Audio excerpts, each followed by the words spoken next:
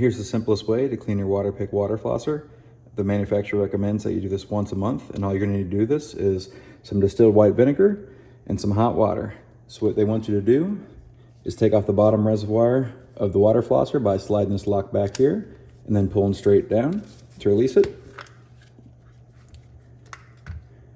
Now, as you can see here, this is a 6-ounce reservoir. So they say what you want to do is use 2/3 part hot water, so about 4 ounces of hot water, and you'll put an additional 2 ounces of distilled white vinegar.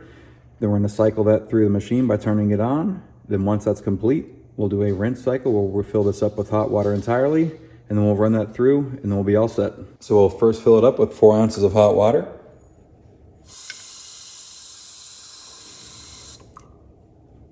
Now we'll take 2 ounces of vinegar and add it to top off the tank.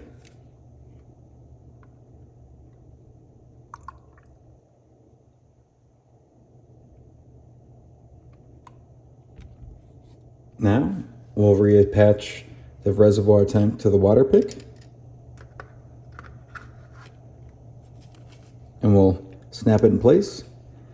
Now we'll take this over and we'll run the full tank with the vinegar and the water through into the sink. And once that's through, we'll try to clean out the tank by filling it back up with water and then cycling that through the Waterpik as well, and then we should be all done. So now we'll turn our pressure up to high and we'll cycle this whole tank through.